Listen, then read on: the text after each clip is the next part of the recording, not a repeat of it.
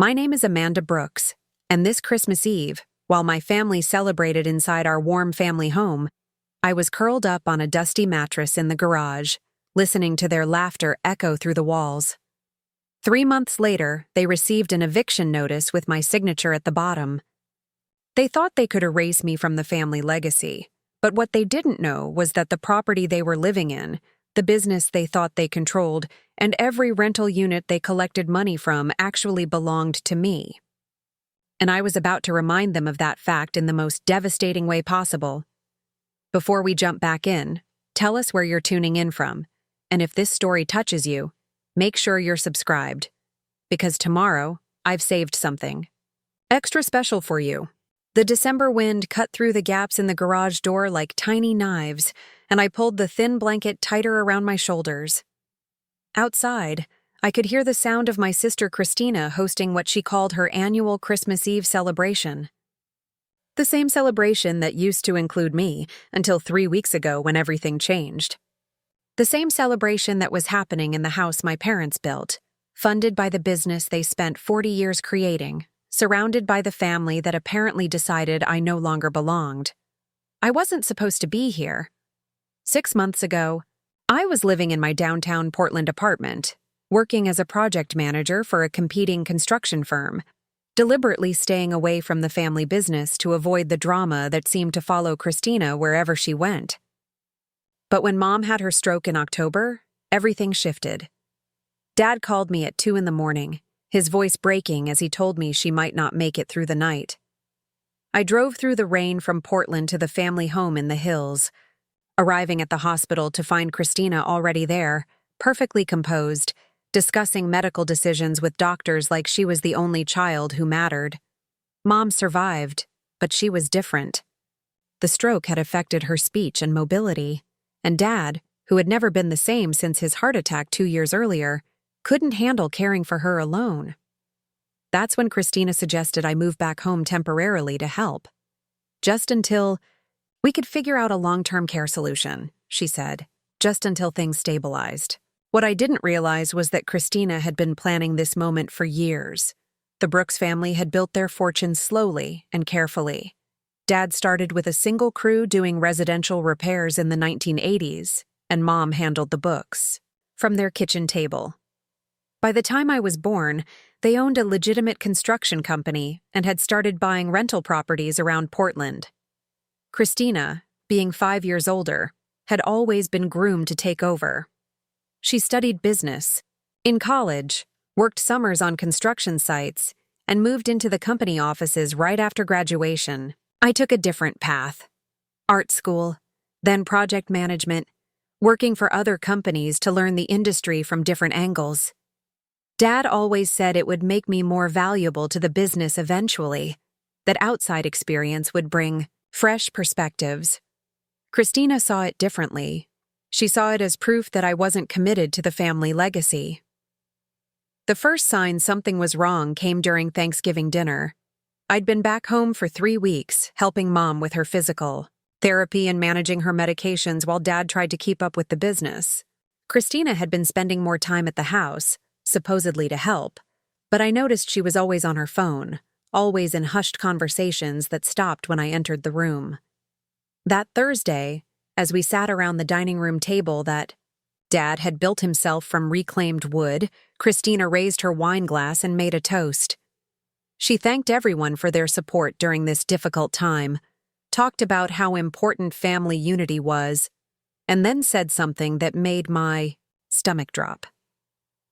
And I want everyone to know that Mom and Dad have asked me to take on more responsibility for the family assets during this transition period. We want to make sure everything is protected and properly managed.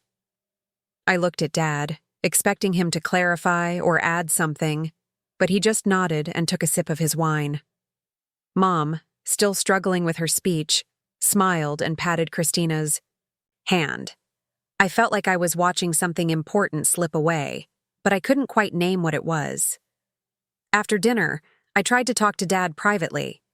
We stood in his workshop, surrounded by the tools he'd collected over 4 decades, and I asked him directly what Christina meant about taking on more responsibility. She's been handling more of the business side since your mother got sick, he said, not meeting my eyes. It makes sense. She knows the operations better than anyone. But what about the properties? The rental income? I thought you and Mom owned those personally. Dad turned to face me then, and I saw something in his expression that I'd never seen before. Exhaustion, maybe. Or resignation. Amanda, your sister has been carrying this family for years while you were off pursuing your own interests. It's time to let her do what she does best. The words stung, but more than that, they felt rehearsed, like he'd been practicing that speech. The weeks leading up to Christmas were a blur of small indignities that I didn't fully understand at the time. Christina started showing up with her boyfriend Kevin, a smooth-talking real estate agent who seemed to know an awful lot about our family's financial situation. They would disappear into Dad's office for hours at a time, emerging with stacks of papers and satisfied expressions. Kevin was the kind of man who called everyone buddy and had opinions about everything.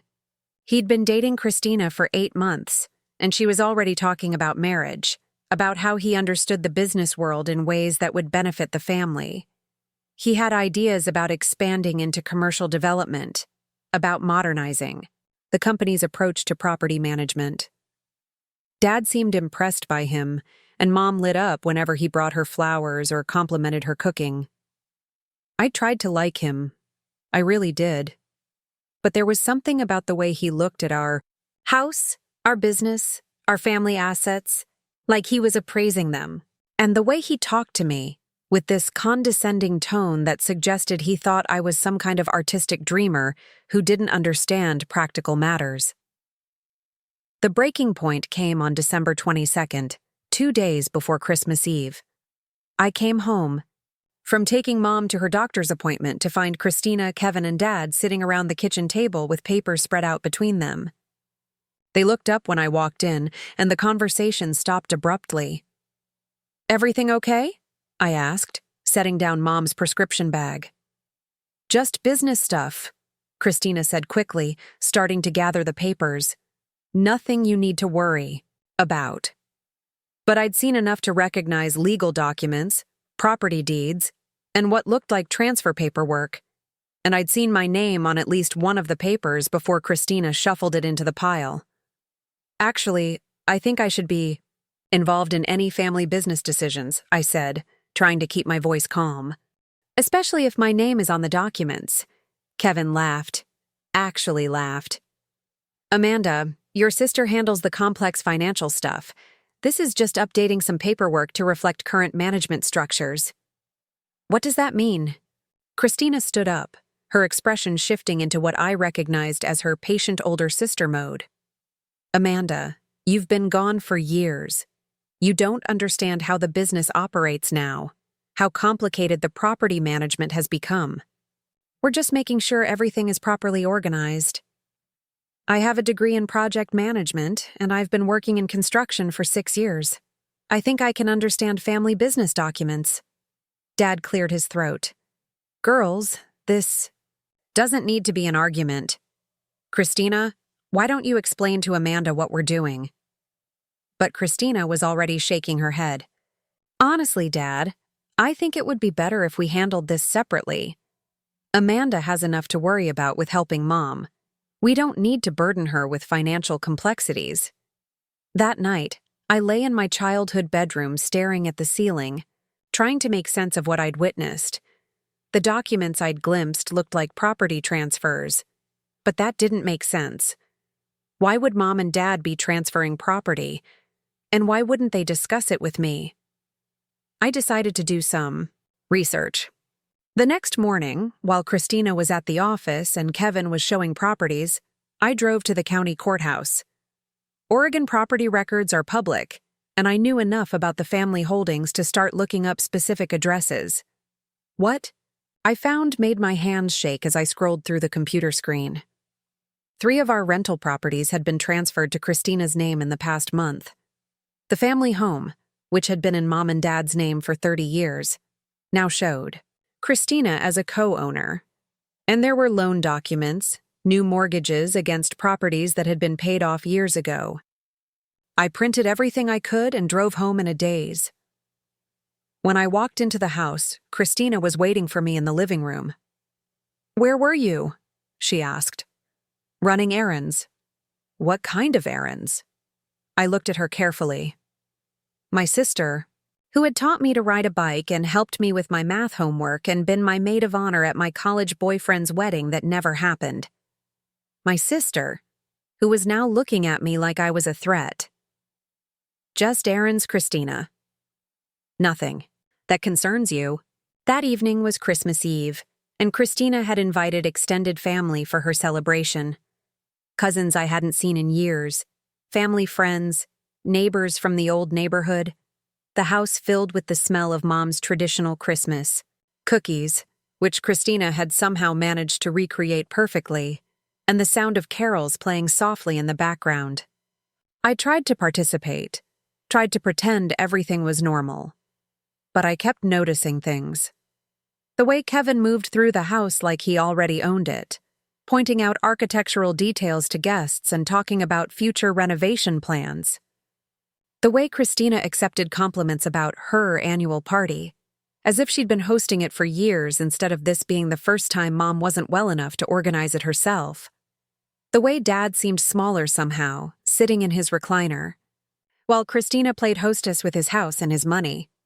Around 10 o'clock, as the party was winding down and guests were saying their goodbyes, I overheard Christina talking to our cousin Beth in the hallway.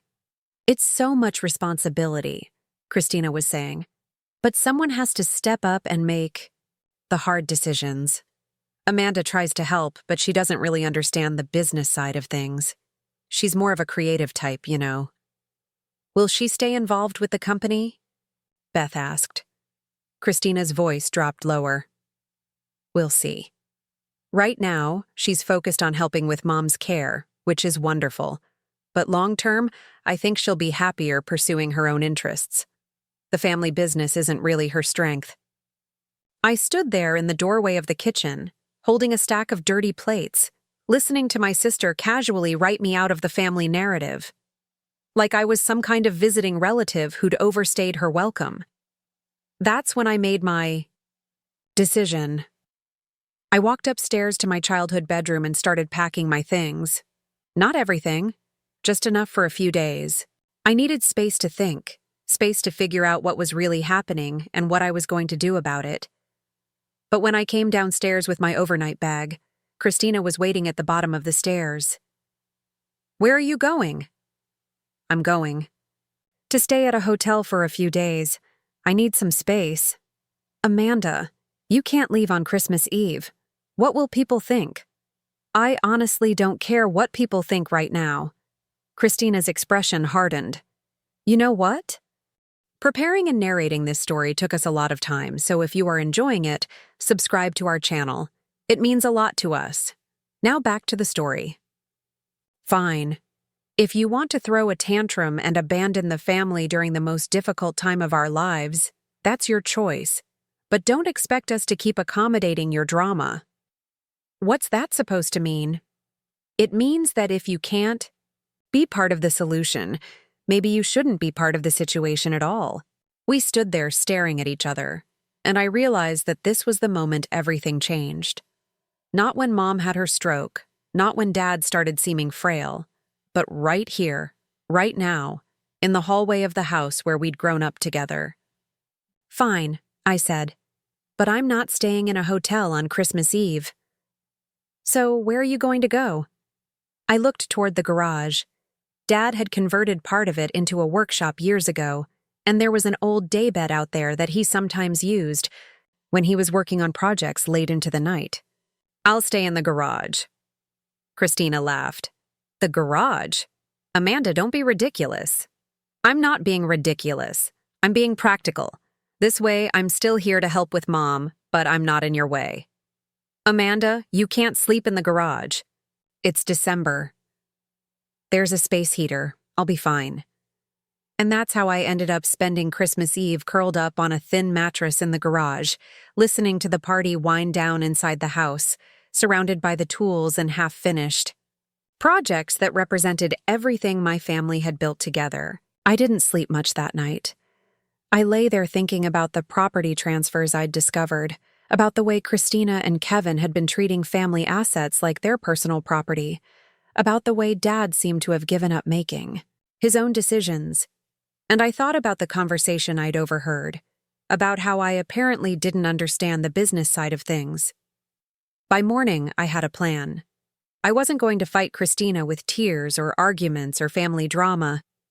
I was going to fight her with facts, with legal documents, and with the one thing she apparently didn't realize I understood better than anyone: the family business. Because what Christina didn't know, what none of them knew, was that I'd been paying attention for years.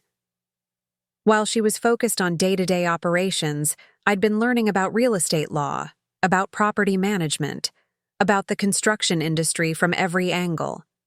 And while she was busy making assumptions about my commitment to the family legacy, I'd been quietly building relationships with contractors, suppliers, and industry professionals who remembered me as Thomas Brooks' youngest daughter, the one who worked summers on job sites and asked smart questions about everything. Most importantly, what Christina didn't know was that our parents had made me a business partner 3 years ago, back when I was still working for the competing firm. Dad had insisted on it, saying that both daughters should have equal stakes in the family legacy, regardless of how involved we were in daily operations. Christina had been given operational control, but she didn't have ownership control. That was split 3 ways between Mom, Dad, and me. And now that Mom was incapacitated and Dad was letting Christina make all the decisions, it was time for me to remind everyone exactly what that meant. Christmas morning, I woke up before dawn and drove to my downtown apartment to shower and change clothes. Then I drove to Mountain View Law offices, where Daniel Rivera had been handling our family's legal matters for 15 years. I'd called him the night before and asked for an emergency meeting.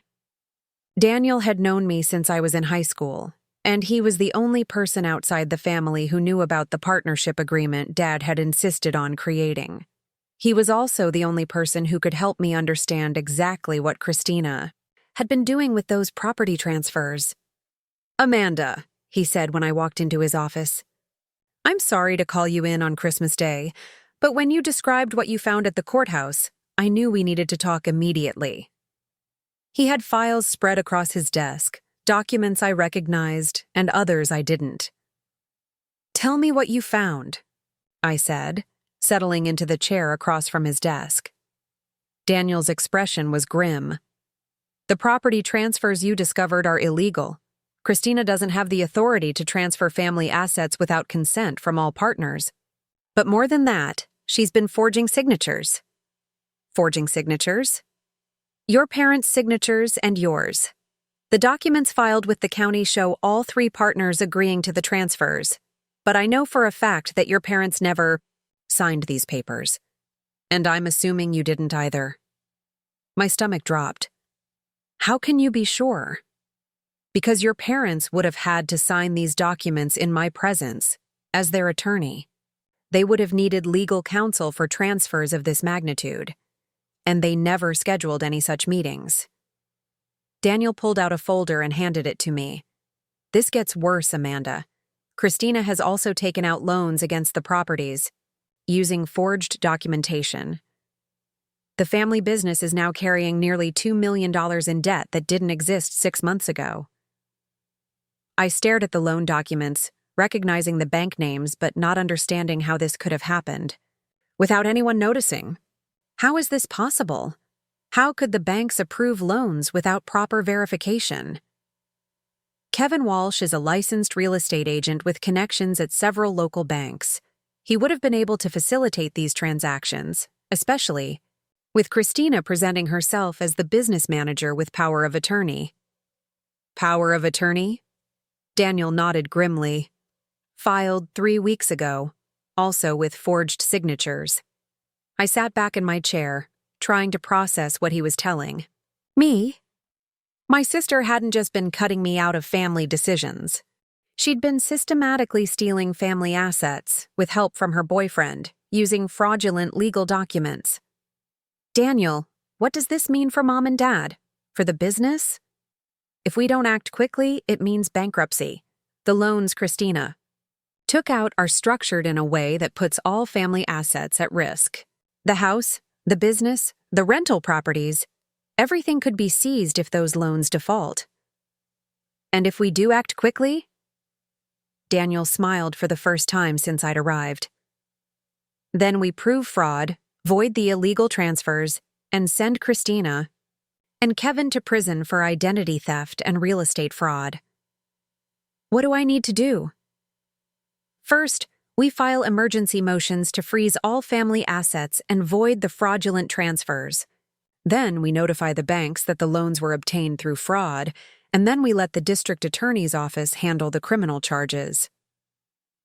I thought about Christina hosting her Christmas party, about Kevin moving through our house like he owned it, about the way they'd dismissed my concerns about family business decisions. How long will this take? If we move fast, we can have preliminary motions filed by the end of the week. Full resolution will take months, but we can stop any further damage immediately. I stood up and shook Daniel's hand. Do it. File everything you need to file. Amanda, you understand that this will destroy your relationship with Christina permanently, and it will be very public. Financial fraud cases involving family businesses always attract media attention. I thought about sleeping in the garage, while Christina and Kevin celebrated in the house my parents built. Daniel, my relationship with Christina is already destroyed. She just doesn't know it yet. That afternoon, I drove back to the family house. The Christmas decorations looked different now, less festive and more like stage props in someone else's performance. I found Christina in the kitchen, cleaning up from the party, still wearing her hostess smile. Amanda, I was worried about you. How was your night in the garage? Enlightening. She laughed. I hope you're ready to be reasonable now. Kevin has some ideas about where you might be happier living, maybe closer to downtown where you can pursue your art projects. Actually, Christina, I think you're going to be the one who needs to find somewhere else to live. Her smile faltered. What do you mean? I mean that I know about the property transfers. I know about the forged signatures. I know about the loans Kevin helped you secure against family assets. Christina's face went pale, but she recovered quickly. Amanda, I don't know what you think you discovered, but you're obviously confused about business matters that are over your head. I'm confused about a lot of things, like how you managed to forge Mom and Dad's signatures so convincingly. Like how you thought you could steal $2 million worth of family assets without anyone noticing. Like how you convinced yourself that this was somehow legal. Christina set down the dish towel she'd been holding and faced me directly. Amanda, you have no idea what you're talking about. Everything I've done has been to protect this family and this business while you were off playing artist. Mom and Dad asked me to handle these matters. Show me the documents where they asked you to handle these matters. What? Show me the legal documents giving you power of attorney. Show me the partnership agreements authorizing you to transfer properties. Show me anything that proves Mom and Dad actually agreed to what you've been doing. Christina stared at me for a long moment, and I could see her calculating, trying to figure out how much I actually knew. Amanda, you're being paranoid and destructive. This family has been through enough without you creating more drama. The only drama here is the felony fraud you've been committing. That's when Kevin walked into the kitchen. He took one look at both of us and immediately understood that something had shifted. Everything okay in here? Amanda thinks she's discovered some kind of conspiracy, Christina said, her voice carefully controlled. Kevin laughed, but it sounded forced. What kind of conspiracy? The kind where you two have been stealing family assets using forged legal documents, the kind that's going to result in criminal charges. Kevin's expression changed completely. The smooth, confident demeanor disappeared, replaced by something calculating and cold. Amanda, You need to be very careful about making accusations you can't prove.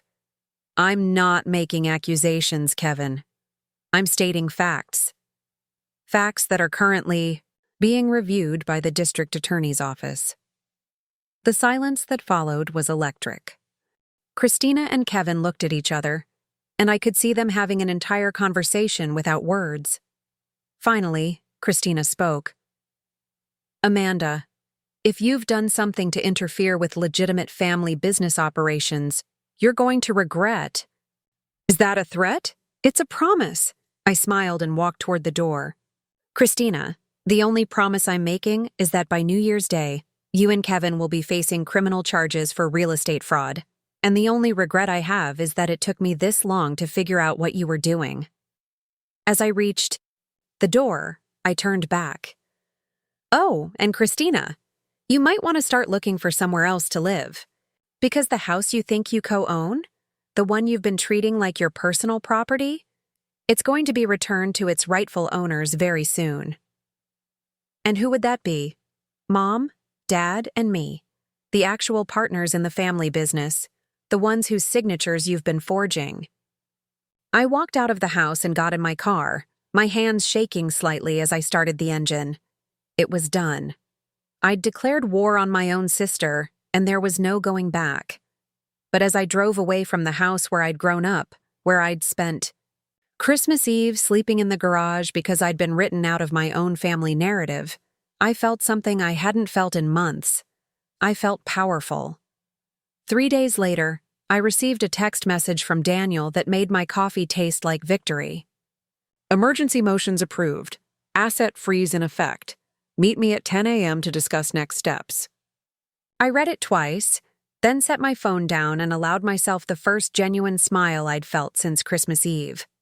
I was staying at a downtown hotel, partly because I needed space to think, and partly because I wanted to be close to Daniel's office, while we navigated the legal proceedings. The hotel room was small and impersonal, but it felt safer than the family house, where Christina and Kevin were probably realizing that their carefully constructed scheme was falling apart. At exactly 10 o'clock, I walked into Daniel's office to find him surrounded by even more paperwork than before. He looked up when I entered, and his expression was somewhere between impressed and concerned. Amanda, sit down. We need to talk about what's been happening since you left the house. I settled into the familiar chair across from his desk. What kind of things? The kind of things that suggest Christina and Kevin are panicking. Yesterday afternoon, Christina tried to withdraw $50,000 from the business operating account. The bank denied the transaction due to the asset freeze, and she apparently became quite upset with the bank manager. Daniel handed me a printed email. This morning, Kevin contacted 3 different real estate agents about listing the family home for immediate sale. When they ran the property records and discovered the legal complications, 2 of them declined to take the listing. I scanned the email exchange. Kevin had been offering above-market commission rates for a quick sale, which would have been suspicious even without the fraud investigation. Daniel, what does this mean for the timeline? How quickly can we resolve this? That depends on how much evidence we can gather and how cooperative your parents are willing to be. I need to interview your father about what he actually signed and what he was told about the documents Christina presented to him. My stomach tightened. How is Dad handling all of this? Daniel's expression softened. Amanda, I think your father has been manipulated more than he's been willing to admit. Christina has been very careful to make him feel like he's still making decisions while actually controlling every aspect of the process. What do you mean? I mean that she's been using classic manipulation tactics, presenting him with complex documents and telling him they're just administrative updates. Having Kevin explain financial concepts in ways that make your father feel uninformed if he asks questions. Making him feel like questioning their decisions means questioning their commitment to the family. I thought about the exhausted resignation I'd seen in Dad's expression when I'd asked about Christina's increased responsibilities. So he's a victim too. In many ways, yes. But legally, we need him to acknowledge that he never authorized the property transfers or the loans, and we need your mother's medical records to prove that she wasn't competent to sign legal documents after her stroke. The next few hours were spent reviewing bank records, property documents, and communication trails that painted a picture of systematic financial manipulation. Daniel had contacted Patricia Gonzalez, a forensic accountant who specialized in family business fraud, and she'd already begun tracing the movement of money through various accounts. The pattern is textbook, Patricia explained when she joined us that afternoon. They started small, transferring properties that generated the least rental income, probably testing to see if anyone would notice. When nobody questioned those transfers, they got bolder. She spread out a timeline across Daniel's conference table. November 15th, first property transfer. November 28th, second property transfer. December 5th, first loan application. December 12th, power of attorney filing. December 18th, largest property transfer, including the family home. I studied the timeline. December 18th was 4 days before our confrontation. They were accelerating because they knew I was getting suspicious. Exactly. And look at this. Patricia pointed to a series of bank transfers. On December 20th, Kevin transferred $30,000 from the business account to a personal account in his name. That's the day after you discovered the courthouse records. Daniel leaned forward. That's embezzlement on top of the fraud charges. Kevin has been systematically looting the business while helping Christina steal the properties. The scope of their betrayal was staggering. They hadn't just been cutting me out of family decisions. They'd been preparing to strip the family of everything we'd built over 4 decades. The rental properties that generated our steady income, the business that employed 12 full-time contractors, the house where my parents had planned to live out their retirement, all of it would have disappeared into Christina and Kevin's control. Patricia, how much money are we talking about total? Conservative estimate, the properties they've illegally transferred are worth approximately $2 million. The fraudulent loans total, $8 million. The cash they've moved out of business. Accounts is around $200,000. I sat back in my chair. Over $5 million. And that's just what we've discovered so far. I'm still tracing some offshore accounts that Kevin established through his real estate connections. Daniel gathered the documents into neat stacks. Amanda, we have enough evidence to press criminal charges and recover all the assets. But I need to ask you something difficult. Are you prepared for the reality of what this means for your family? What do you mean? I mean that Christina will likely face 5 to 10 years in federal prison for real estate fraud and identity theft. Kevin could face even longer, since he was the professional who facilitated the illegal transactions. This will destroy their lives, their reputations, their futures. I thought about Christmas Eve, about sleeping in the garage while they celebrated their success. I thought about the way Christina had dismissed my concerns, the way Kevin had laughed at my questions, the way they'd both treated me like an inconvenient child who couldn't understand adult matters. Daniel, they destroyed their own lives when they decided to steal from their family. I'm just making sure there are consequences. The next morning, I drove to the family house to have the conversation I'd been dreading. I needed to talk to Dad directly, without Christina's interference, and explain what was really happening. Mom was at her physical therapy appointment, and Christina had presumably gone to the office, though I suspected she was spending more time talking to lawyers than managing construction projects. I found Dad in his workshop, standing over a half-finished bookshelf and staring at it like he couldn't remember why he'd started building it. When he heard me come in, he looked up with an expression that seemed years older than it had a month ago. Amanda, I wasn't sure if you'd be coming around anymore. Dad, we need to talk. He set down his sandpaper and gestured toward 2 folding chairs near the workbench. I suppose we do. We sat facing each other in the space where he'd taught me to use power tools, where I'd helped him build my childhood treehouse, where we'd worked together on countless projects over the years. The smell of sawdust and wood stain was exactly the same as I remembered, but everything else felt different. Dad, how much do you know about the legal documents Christina has been asking you to sign? His shoulders sagged. Amanda, I'm tired. Your mother is sick. The business is more complicated than it used to be, and Christina has been handling things that I don't have the energy to manage anymore. But do you remember signing papers to transfer the rental properties to Christina's name? Dad looked confused. Transfer the properties? No, Amanda.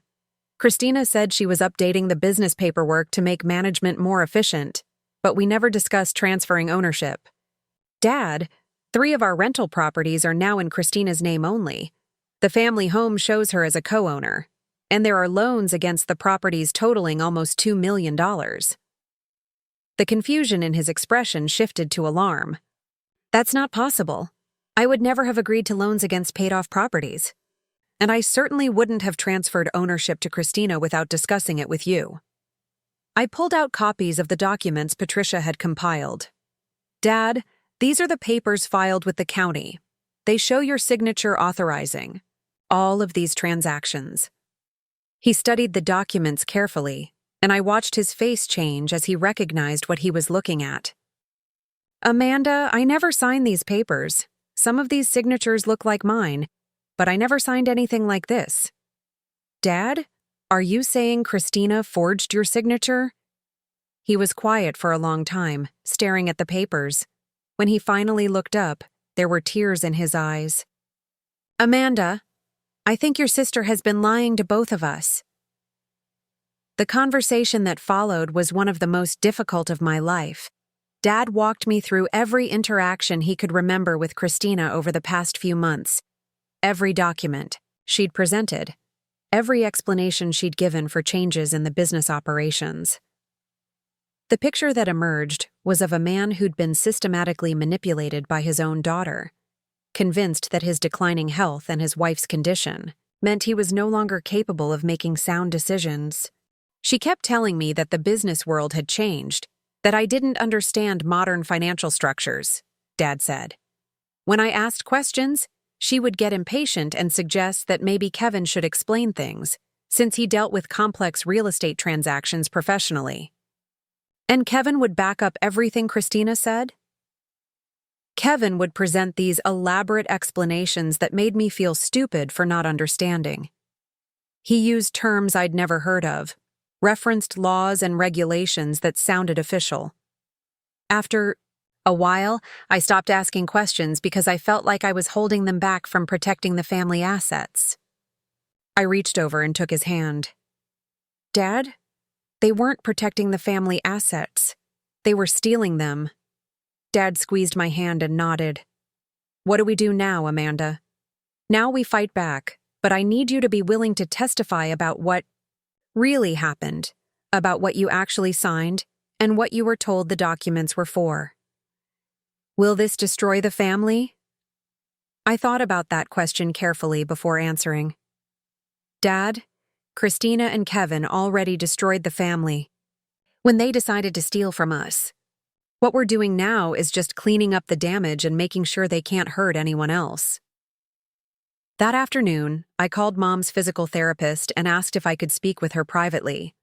Dr. Sarah Chen had been working with stroke patients for 15 years, and she knew Mom's condition better than anyone outside the immediate family. Amanda, I'm glad you called. I've been concerned about some of the decisions being made regarding your mother's care. What kind of concerns? Your sister has been asking me to document your mother's cognitive limitations in ways that seem designed for legal purposes, rather than medical purposes.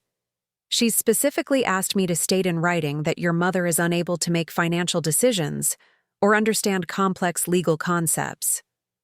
My heart started racing. Did you provide those statements? I declined. Your mother's cognitive function varies depending on the day and the situation, but she's not incompetent. She has difficulty with speech and some memory issues, but she understands financial concepts and can make informed decisions when information is presented clearly. Dr. Chen, if someone were to present legal documents to my mother for signature, would she be able to understand what she was signing? If the documents were explained properly and she had time to process the information, yes. Your mother is not mentally incapacitated, despite what your sister may have suggested. This was crucial information for the legal case. If Christina had been claiming that Mom was incompetent to justify making decisions on her behalf, we now had medical testimony to refute those claims. Dr. Chen continued, Amanda, there's something else you should know. Your sister brought a man with her to several of your mother's appointments, introducing him as the family's financial advisor. He asked very specific questions about your mother's ability to sign legal documents. Can you describe this man? Mid-30s, well-dressed, very smooth manner of speaking. He seemed more interested in your mother's legal capacity than her medical progress. Kevin, of course it was Kevin.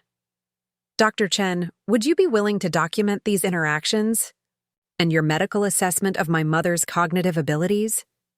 Absolutely. I've been keeping detailed notes because the situation seemed unusual. By evening, I had gathered enough additional evidence to feel confident about the next phase of our legal strategy. Daniel had scheduled meetings with the district attorney's office for the following week, and Patricia had traced the fraudulent loans back to specific bank employees who had processed the applications without proper verification.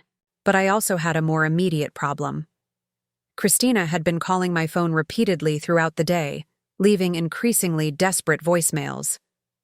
The final message was different from the others, calmer and more calculating. Amanda, I know.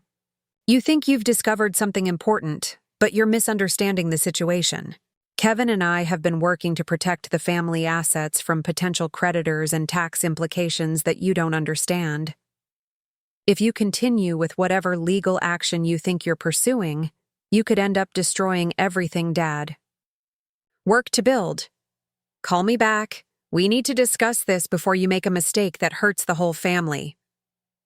The manipulation in that message was breathtaking. Even now, facing criminal charges and asset seizure, Christina was trying to make me feel like I was the one threatening the family. I decided not to call her back.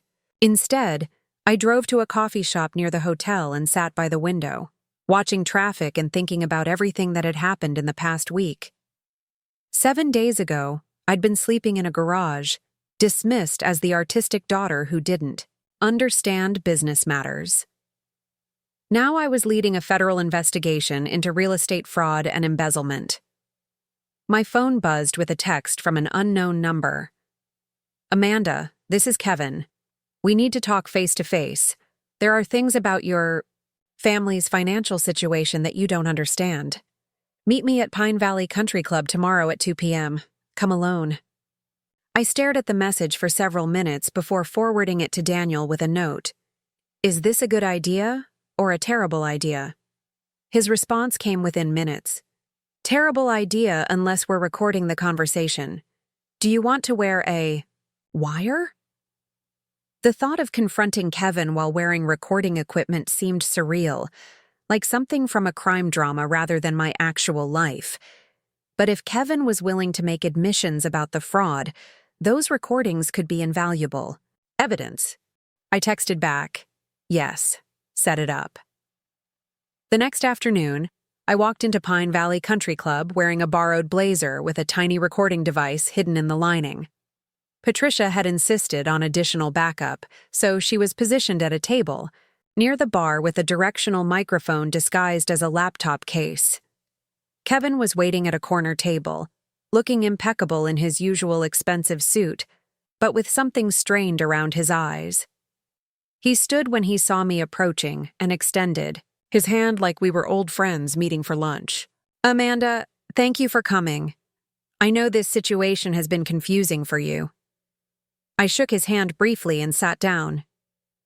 Kevin, I'm here because you said there were things I didn't understand. I'm listening. He signaled the waiter for drinks, ordering himself a scotch and asking what I wanted. I requested coffee, needing to stay sharp for whatever he was planning to say. Amanda, I want you to understand that everything Christina and I have done has been motivated by genuine concern for your family's financial security. Which family? Because from where I'm sitting, it looks like you've been stealing from my family to benefit yourself and Christina. Kevin's expression remained carefully neutral. That's an oversimplification of a complex financial strategy. Your parents' assets were vulnerable to potential lawsuits, tax assessments, and creditor claims. By restructuring the ownership and creating strategic debt leveraging, we've actually protected the family wealth. I had to admire his confidence. Even facing federal charges, he was maintaining the fiction that fraud was sophisticated financial planning. Kevin, explain to me how forging my parents' signatures constitutes financial protection. Amanda, your parents consented to all the transactions. The documentation may have been handled informally, but they understood and approved the overall strategy. Show me where they consented to $2 million in loans against paid-off properties. Kevin took a sip of his scotch. Your father was experiencing some confusion about complex financial matters. We simplified the paperwork to avoid overwhelming him with details he didn't need to worry about. By forging his signature? By handling administrative details so he could focus on what was important to him. Your mother's care and the family's well-being. I leaned forward. Kevin, do you understand that what you just described is identity theft and fraud? His composure cracked slightly. Amanda, you're thinking about this in very black and white terms. Family business often requires flexibility in how legal formalities are handled. Family business requires honesty and consent. What you and Christina did required neither. Kevin finished his scotch and signaled for another. Amanda, let me be direct with you. Your family's business was failing. Your father was making poor decisions. Your mother was incapacitated, and you were completely uninvolved. Christina and I stepped in to prevent a complete financial collapse. The business was failing? Cash flow problems, aging equipment, contracts falling through. Without intervention, Brooks Construction would have been bankrupt within 18 months. I knew this was a lie. I'd seen the business financial statements and they showed steady profitability. But I wanted to hear Kevin elaborate on his fictional narrative. So you decided to save the business by stealing $2 million. We decided to save the business by accessing capital through the family's real estate portfolio and restructuring operations under more competent management. Competent management meaning Christina? Christina has been effectively running the business for 3 years while your father's health declined. Making her the official owner was just acknowledging reality. Kevin was building a defense, based on family dysfunction and business necessity, probably preparing for the criminal trial. But he was also making admissions that would be devastating in court. Kevin, what was your role in all of this? I provided professional expertise in real estate transactions and financial restructuring. I helped Christina navigate complex legal requirements that she couldn't have handled alone. You mean you helped her commit fraud she couldn't have accomplished alone? Kevin's second scotch arrived, and he took a substantial swallow before responding. Amanda, I'm trying to help you understand the situation so we can find a resolution that protects everyone's interests. What kind of resolution? Christina and I are prepared to restructure the arrangements to give you a more significant role in the business operations. We recognize that you should have been included in the decision-making process from the beginning. I couldn't believe what I was hearing. Even now, Kevin thought he could negotiate his way out of federal charges by offering me a participation trophy in my own family's business. Kevin, you're not in a position to offer me anything. You don't own the business, you don't control the properties, and in about a week, you're going to be arrested for real estate fraud. His carefully maintained composure finally cracked completely. Amanda, you have no idea what you're doing. You think you're protecting your family, but you're destroying everything your parents worked to build. No, Kevin, you and Christina, Destroyed everything my parents worked to build. I'm just making sure you face the consequences. You're making a mistake that you'll regret for the rest of your life." I stood up from the table. The only mistake I made was trusting my family, but that's a mistake I won't make again.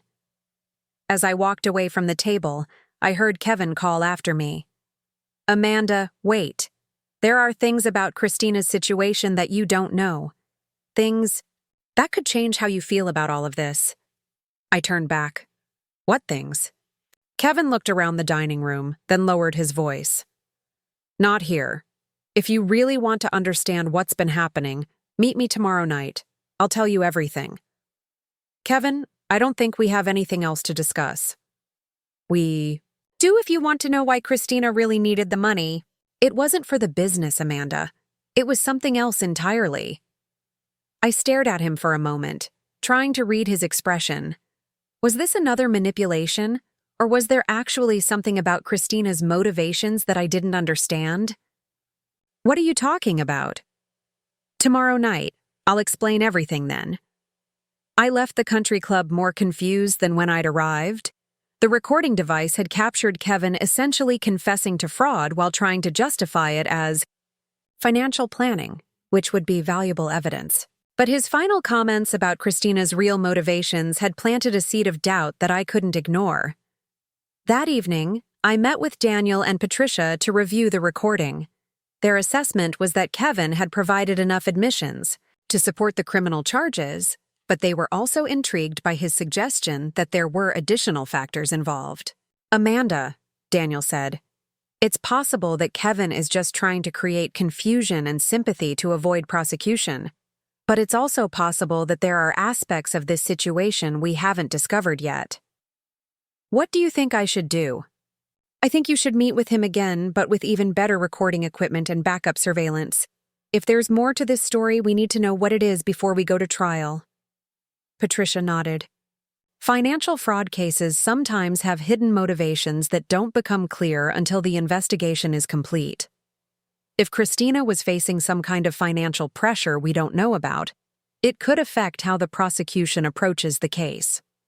I agreed to the second meeting, partly because I wanted to hear what Kevin thought he could say to change my mind, and partly because I was genuinely curious about what could have motivated Christina to risk everything she'd worked for her entire life. The next evening, Kevin suggested meeting at a quiet restaurant outside of Portland, away from places where we might be recognized. I agreed, but with even more surveillance backup than before. Patricia positioned herself at the bar with professional recording equipment, and Daniel arranged for additional security in case Kevin was planning something more dramatic than conversation. When I arrived at the restaurant, Kevin was already seated in a back booth, looking haggard in a way that suggested he hadn't been sleeping well. The confident real estate agent persona was gone, replaced by someone who looked genuinely desperate. "Amanda, thank you for coming. I wasn't sure you would." I slid into the booth across from him. "Kevin, you said there were things about Christina. I didn't know. I'm here to listen." He took a deep breath and looked directly at me. "Amanda, Christina is in serious trouble that has nothing to do with the family business." "What kind of trouble?" "Gambling debts. Specifically, gambling debts to people who don't accept payment plans or bankruptcy protection." I stared at him. "Christina doesn't gamble." "Christina has been gambling for 3 years. Online poker, sports betting, casino trips to Vegas every month.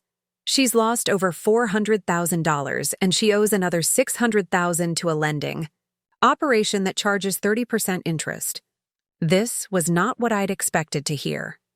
Christina had always been the responsible sister, the one who saved money and made careful financial decisions. "Kevin, even if this is true, it doesn't justify fraud." "Amanda, the people Christina owes money to aren't banks. They're the kind of people who break legs when payments are late. When she couldn't pay them back through normal means, she started looking for other options. And you helped her steal from our family instead of getting her professional help for a gambling addiction." Kevin's expression was pained. I tried to talk her into rehab, into bankruptcy, into every legal option I could think of.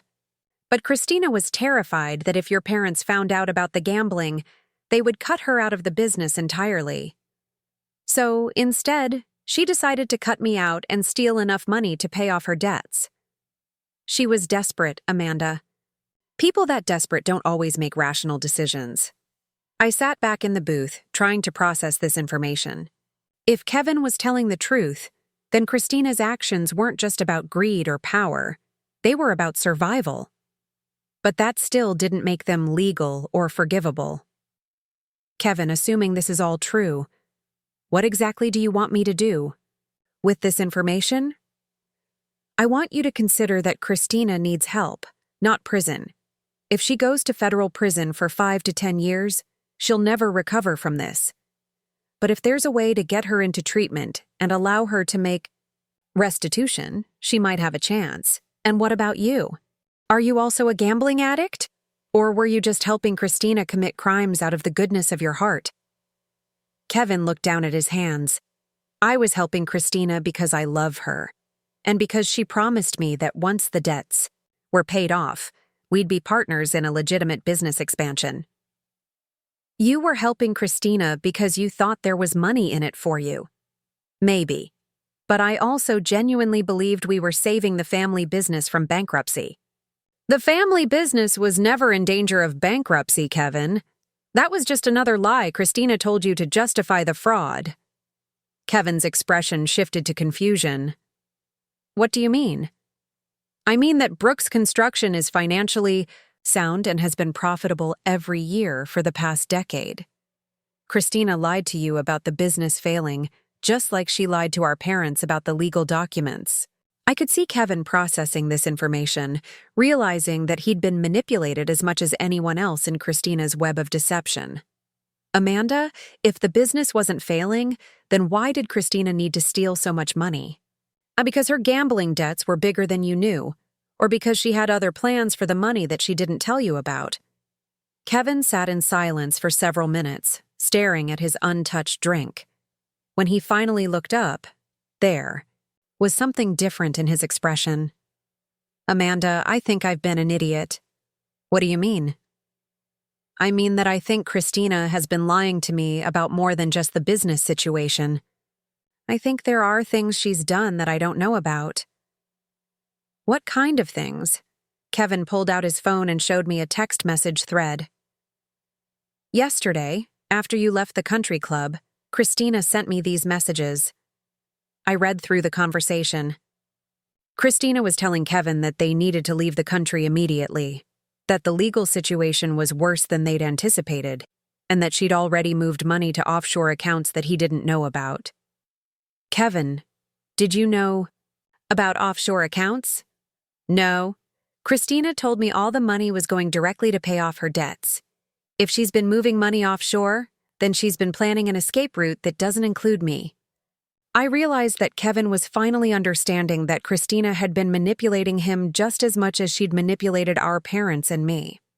He thought he was her partner in a desperate scheme to save her from dangerous creditors, but I'd actually been using him to facilitate a much larger theft that would fund her permanent disappearance. Kevin, where is Christina now? I don't know. She hasn't returned my calls today, and she didn't come home last night. A chill ran down my spine. If Christina was preparing to flee the country, she might be planning to disappear before the B. Criminal charges were filed. All of our legal maneuvering would be worthless if she vanished with the stolen money. I excused myself from the table and called Daniel immediately. Daniel, we have a problem. I think Christina is planning to leave the country. Are you sure? Kevin just showed me text messages indicating that she's already moved money to offshore accounts and is talking about immediate departure. Amanda, if she flees before we can file charges, recovering the stolen assets becomes exponentially more difficult. What can we do? We accelerate everything. I'm calling the district attorney tonight to request immediate arrest warrants. If Christina is still in the state, we need to find her before she reaches an airport. I returned to the table where Kevin was sitting with his head in his hands. Kevin, I need you to help me find Christina. He looked up. Amanda, I already told you I don't know where she is. But you know her habits, her favorite places, where she might go if she was trying to avoid being found. Kevin stared at me for a long moment. If I help you find Christina, what happens to me? I don't know. That depends on the district attorney and what kind of cooperation you're willing to provide. Will you tell them that I didn't know? About the offshore accounts? That I thought we were just paying off gambling debts? I considered his request. Kevin had committed serious crimes, but he'd also been manipulated by Christina's lies. His cooperation could be crucial to recovering the stolen money and preventing Christina from escaping justice. Kevin, if you help us find Christina and recover the stolen money, I'll make sure the prosecutor knows about your cooperation and the fact that you were also one of Christina's victims. Kevin nodded slowly. Okay, I'll help you find her.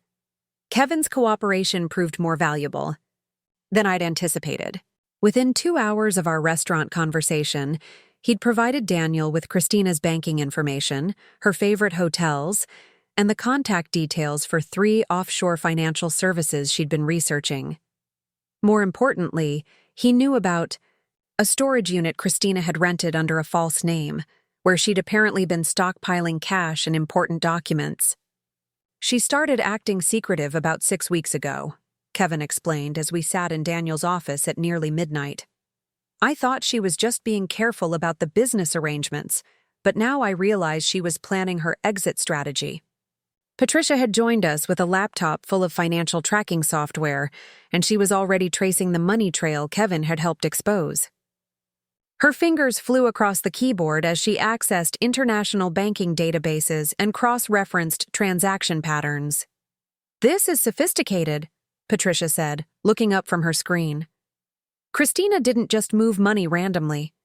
She's been establishing a complex network of accounts designed to make the funds extremely difficult to trace or recover. Daniel leaned forward. How sophisticated are we talking about? She's used shell companies in 3 different countries, cryptocurrency conversions to obscure the money trail, and what appears to be a professional money laundering service. This isn't amateur hour financial hiding. Someone with serious expertise helped her plan this. Kevin shifted uncomfortably in his chair. Christina told me she'd been consulting with an international tax attorney about legitimate asset protection strategies. I thought it was just being cautious. Kevin, what was the name of this tax attorney? I asked. Marcus Heilman. His office is in downtown Seattle, and he specializes in high net worth asset protection. Patricia immediately started typing. Marcus Heilman was indicted for money laundering 18 months ago. The charges were dropped on a technicality, but he's been under federal investigation for helping wealthy clients hide assets from creditors and legal judgments. The scope of Christina's planning was becoming clearer. This wasn't a desperate gambler making panicked decisions to pay off debts. This was a calculated, long-term scheme to steal family assets and disappear permanently. The gambling addiction might have been the initial motivation, but somewhere along the way, Christina had decided that theft was more profitable than rehabilitation.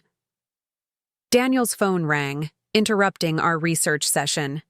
He answered with a terse, "Rivera," then listened intently for several minutes before hanging up. That was Detective Morrison from Portland Police. They found Christina's car abandoned at PDX Airport, but airport security shows no record of her boarding any flights under her real name. What does that mean? Kevin asked. It means she either has false identification or she never intended to fly out of Portland, I said. Where else might she go? Kevin rubbed his temples. She has a cousin in Vancouver, but they're not close. And she mentioned something about Seattle being a good city for starting over, but I thought she was just talking hypothetically. Patricia looked up from her computer. I'm seeing activity on one of the shell company accounts in Seattle from yesterday afternoon. Someone withdrew $15,000 in cash from a Bank of America branch downtown. Daniel immediately called Detective Morrison back and provided the Seattle banking information. Within minutes, we had confirmation that Seattle police would be monitoring the accounts and watching for any additional activity. "What about the storage unit?" I asked Kevin. "It's in Beaverton, under the name Sarah Mitchell." Christina chose that name because Sarah was our high school English teacher, and Mitchell was her maiden name before she got married the first time. This was news to me. Christina was married before? Kevin nodded. Briefly, when she was 24. Some guy named Brad Mitchell who turned out to be a compulsive liar. She had the marriage annulled after 6 months, but she kept his name. For certain financial accounts because it helped her maintain credit separation. The more I learned about my sister, the more I realized how little I'd actually known about her adult life. Christina had been compartmentalizing information and maintaining secret identities for years, probably long before the gambling addiction began. At 1:30 a.m., Daniel received another call from Detective Morrison. They found the storage unit, and it's been cleaned out. Recent tire tracks in the gravel suggest someone was there within the last 12 hours. So she's already retrieved whatever she was hiding there, Patricia said, which means she has cash, documents, and probably additional identification to help her disappear, Daniel added grimly. I felt a surge of frustration. Christina was staying one step ahead of us, and every hour that passed made it less likely we'd be able to stop her from escaping justice entirely. Kevin, think carefully. Where would Christina go if she needed to hide for a few days while planning her next move? Somewhere she'd feel safe? Somewhere she could access her money? Somewhere she wouldn't be immediately obvious? Kevin was quiet for several minutes, staring at the floor. When he looked up, there was something in his expression that suggested he'd remembered something important. There's a bed and breakfast in Cannon Beach that Christina loves, the Ocean View Inn. She's stayed there at least a dozen times over the past 2 years, always paying cash, always registering under different names. The owner is an older woman, named Dorothy, who doesn't ask questions and doesn't keep detailed guest records. Why would she choose that place specifically? Because Dorothy lets guests pay for extended stays without providing identification, and because the inn has a back entrance that connects to a walking trail. Someone could come and go without being seen from the main road. Daniel was already reaching for his phone to contact the Clatsop County Sheriff's Office. Cannon Beach was a small coastal town about 90 minutes from Portland, exactly the kind of place where someone could hide while planning their next move. While Daniel coordinated with law enforcement, Patricia continued tracing the financial evidence we'd need for prosecution. Even if Christina escaped criminal charges by fleeing the country, we could still recover the stolen assets through civil proceedings if we could prove where the money had gone. Amanda, Patricia said, I need you to look at something. She turned her laptop screen toward me, showing a complex flowchart of financial transactions. This is the money trail for the past 3 months. Christina didn't just steal from your family's accounts. She's been systematically looting the business payroll, the equipment maintenance fund, and the customer deposit accounts. I studied the chart, feeling sick as I realized the full extent of the theft. How much total? Including the property transfers and fraudulent loans, Christina has stolen or redirected nearly $8 million from various family and business accounts. $8 million. The number was so large I couldn't quite process it. Christina hadn't just been paying off gambling debts. She'd been funding a complete lifestyle change that would allow her to disappear permanently and live comfortably wherever she decided to establish her new identity. Patricia, is any of this money recoverable? Some of it, yes. The property transfers can be reversed through the courts, and the fraudulent loans will be voided once we prove they were obtained through identity theft. But the cash that's been moved offshore will be much more difficult to recover, especially if Christina has converted it to cryptocurrencies or other non-traditional assets. Kevin had been listening to our conversation with an increasingly horrified expression. I had no idea the amounts were this large, Christina told me she needed $600,000 to pay off her gambling debts, plus maybe another $200,000 to start fresh. She never mentioned $8 million. Kevin, I believe that you didn't know the full scope of her plan, I said. But I need you to understand that your cooperation now is the only thing that might keep you from facing the same federal charges that Christina is going to face. What kind of cooperation? Daniel rejoined our conversation. Clatsop County. Sheriff's Office is sending units to the Ocean View Inn, but they want to coordinate with us before approaching Christina directly. If she's there, we'll have one chance to apprehend her before she disappears completely. Kevin, I continued, they're going to want you to contact Christina and try to convince her to meet you somewhere public, where law enforcement can arrest her safely. Kevin looked terrified. What if she's suspicious? What if she realizes I'm working with you? Then she disappears forever, and you face federal charges for real estate fraud and embezzlement, Daniel said bluntly. Your choice. Kevin nodded slowly. What do you want me to say? Patricia pulled up Christina's recent text messages on Kevin's phone. Based on these messages, she's expecting you to meet her somewhere to finalize travel plans, text her back, and suggest meeting at a specific location in Cannon Beach tomorrow morning. Oh, what location? Daniel consulted with Detective Morrison over the phone, then turned back to us. There's a coffee shop called Sleepy Monk Coffee Roasters right downtown. Public, lots of foot traffic, easy for law enforcement to monitor, without being obvious. Kevin typed carefully. Christina, I've been thinking about our conversation. You're right that we need to finalize our plans quickly. Can you meet me at Sleepy Monk Coffee in Cannon Beach at 10 a.m.? We need to discuss the next steps. We waited in tense silence for nearly 20 minutes before Christina responded. Fine, but come alone and don't bring your phone inside. I'll explain when I see you. She's being careful, Patricia observed. The instruction about the phone suggests she's worried about surveillance. Daniel was already coordinating with the sheriff's office to set up discreet surveillance around the coffee shop. The plan was for Kevin to meet Christina as requested, while law enforcement positioned themselves to arrest her when she left the building. Kevin, you understand that this is dangerous, right?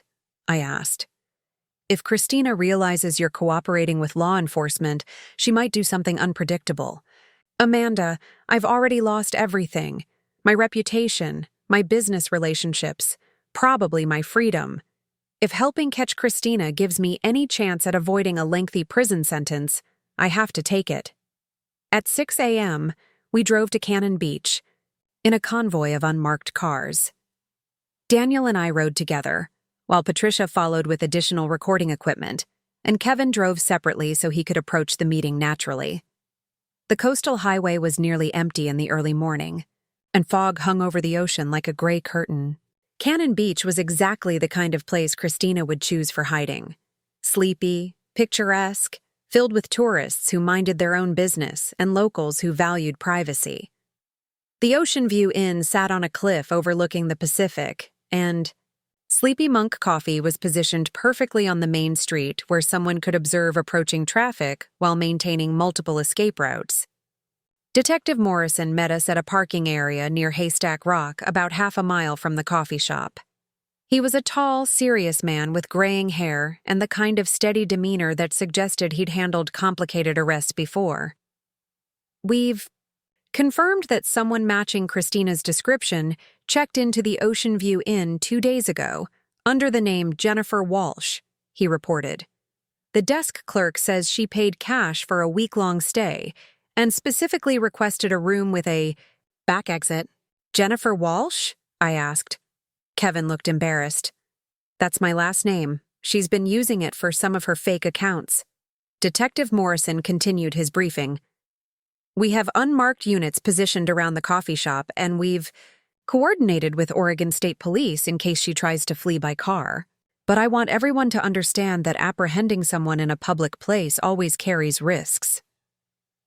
What kind of risks? Daniel asked.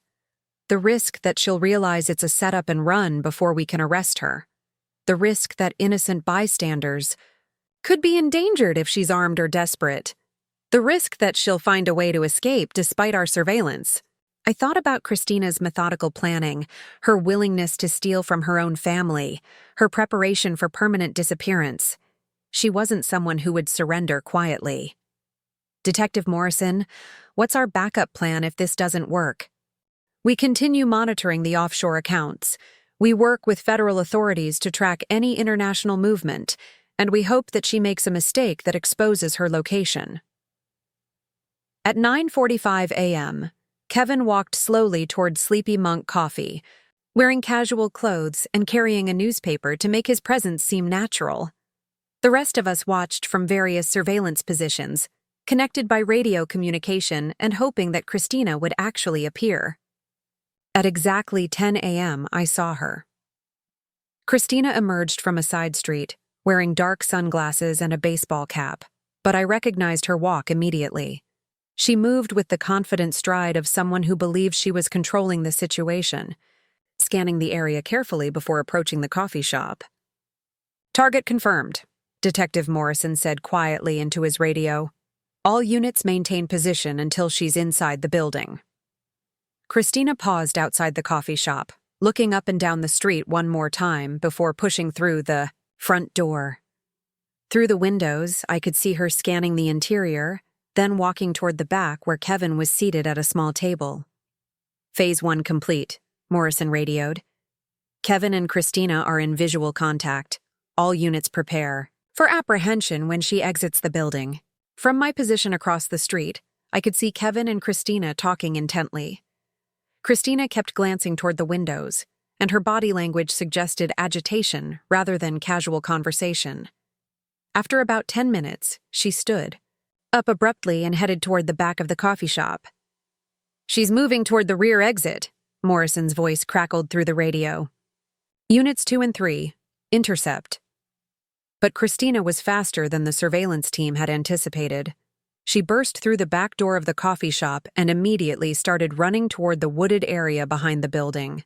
2 deputies emerged from concealed positions and gave chase, but Christina had a significant head start. "All units, suspect is fleeing on foot toward the residential area east of Highway 101, Morrison broadcast. She's wearing dark clothing and a baseball cap." I watched the chase unfold with a mixture of fascination and dread. Christina ran like someone whose life depended on escape, weaving between houses and jumping over fences with surprising agility. The deputies followed, but the residential area provided too many hiding places and escape routes. After 20 minutes of searching, Detective Morrison's voice came through the radio with the news I'd been dreading. "Suspect has evaded immediate pursuit. All units expand the search perimeter and establish roadblocks on major exits from the Sao City." Christina had escaped again. Kevin emerged from the coffee shop looking shaken and defeated. When he reached our position, Daniel immediately asked what had happened inside. "She knew," Kevin said simply. "The moment she saw me, she knew something was wrong. She asked if I was wearing a wire, and when I hesitated, she realized I was cooperating with law enforcement." "What did she say?" "She said that I was an idiot for trusting you, that the family would never forgive me for betraying her, and that I'd destroyed any chance of avoiding prison." Kevin sat down heavily on a nearby bench. "Then she told me that she'd already moved most of the money somewhere I'd never find it, and that she had backup plans I didn't know about." "What kind of backup plans?" "She wouldn't say specifically, but she implied that disappearing from Oregon was just the beginning. She has resources and connections that would allow her to establish a completely new identity somewhere law enforcement would never think to look." Detective Morrison joined our group, his expression grim. "We've set up roadblocks, but she had at least a 20-minute head start. If she had a vehicle positioned nearby, she could be anywhere by now." Patricia was monitoring the offshore accounts on her laptop, looking for any activity that might indicate Christina's next move. "No new transactions yet, but that doesn't mean anything. If she's really planning to disappear permanently, she might avoid accessing the accounts electronically. Daniel pulled me aside for a private conversation. Amanda, I need to ask you something difficult. Are you prepared for the possibility that Christina might successfully escape prosecution? I thought about the question carefully. A week ago, my primary goal had been protecting the family assets and ensuring that Christina faced consequences for her theft. But now, knowing the full scope of her crimes and her calculated planning, I realized that simply recovering the money might not be enough. Daniel, what happens to the criminal case if Christina disappears permanently? The charges remain active, but without a defendant to prosecute, the case essentially goes dormant. We can still pursue civil recovery of the assets, but the criminal justice aspect becomes moot. And what happens to Kevin? That depends on his level of cooperation and the prosecutor's assessment of his role in the crimes. If he continues to help with asset recovery and provides truthful testimony about Christina's actions, he might face reduced charges or even immunity in exchange for his cooperation. I looked toward Kevin, who was sitting alone on the bench, staring out at the ocean. He'd been manipulated by Christina just like the rest of us, but he'd also chosen to participate in crimes that had devastated my family. His cooperation was valuable, but it didn't erase his responsibility for the harm he'd helped cause. Daniel, I want to pursue every possible avenue for finding Christina and recovering the money, but I also want to make sure Kevin faces appropriate consequences for his actions. Understood. Let's see what develops over the next few days. By evening, it became clear that Christina had successfully escaped from Cannon Beach. The roadblocks had found no trace of her, and none of the local businesses reported seeing anyone matching her description. She'd either hidden somewhere in the immediate area, or she'd managed to reach a vehicle and flee to parts unknown. That night, we returned to Portland to regroup and plan our next steps. The immediate crisis had passed. Christina was gone, but the evidence of her crimes was secure, and the legal processes to recover the stolen assets could proceed whether she was present or not. At Daniel's office, Patricia presented her final analysis of the financial evidence. Despite Christina's sophisticated money laundering operation, she'd made enough mistakes to leave a recoverable trail for approximately 60% of the stolen assets. The property transfers can be completely reversed, Patricia explained. The fraudulent loans will be voided, which means the banks will have to absorb those losses. And about $4 million of the cash transfers can be traced and potentially recovered through international legal cooperation. What about the other 40%? Gone, probably permanently. Christina converted those funds to cryptocurrencies and moved them through services specifically designed to obscure ownership. Unless she voluntarily returns that money, we'll never see it again. Daniel reviewed the prosecution timeline. The district attorney is proceeding with charges against Christina in absentia. If she's ever apprehended anywhere in the world, she'll face immediate extradition and trial. We're also pursuing federal charges, which means she'll be on the FBI's wanted list. And Kevin? Kevin has agreed to plead guilty to one count of conspiracy to commit fraud in exchange for his continued cooperation and testimony. He'll face 2 to 4 years in federal prison, but with good behavior and his assistance with asset recovery, he could be released in 18 months. I felt a complex mixture of satisfaction and sadness. Justice was being served, but the cost had been enormous. Christina had destroyed our family relationships, stolen our parents' life savings, and disappeared into a life of permanent exile. Kevin would serve prison time, but he'd also learned the hard way that criminal shortcuts never lead to the outcomes they promise. Most importantly, Mom and Dad would be able to keep their home and their business. The stolen properties would be returned, the fraudulent debts would be erased, and the rental income would resume flowing to its rightful owners. It wasn't a complete victory, but it was enough to rebuild from. 2 weeks later, as I was helping Dad review the restored business finances, he asked me a question I'd been expecting. Amanda, what do you want to do now? Do you want to come back and help run the business? Or do you want to continue with your own career? I'd been thinking about that question since the night I'd slept in the garage. The experience of fighting for my family's legacy had taught me things about myself that I hadn't known before. I was stronger than I'd realized, more strategic than I'd given myself credit for, and more committed to protecting the people I loved than I'd ever been tested to prove. Dad, I want to come back, but I want to do it right this time. Full partnership, equal decision-making authority, and complete transparency about all business operations. Dad smiled, and for the first time in months, it reached his eyes. I think that sounds perfect. As we shook hands across his desk, I thought about Christina somewhere in the world, living under a false name and looking over her shoulder for the rest of her life. She'd gotten away with millions of dollars, but she'd lost everything that actually mattered: her family, her home, her identity, and any possibility of redemption. In the end, sleeping in that garage had been the beginning of the most important fight of my life, and I'd won. 6 months after Christina's disappearance, I received a call that changed everything. I was reviewing quarterly reports in what had become my permanent office at Brooks Construction when Daniel's number appeared on my phone.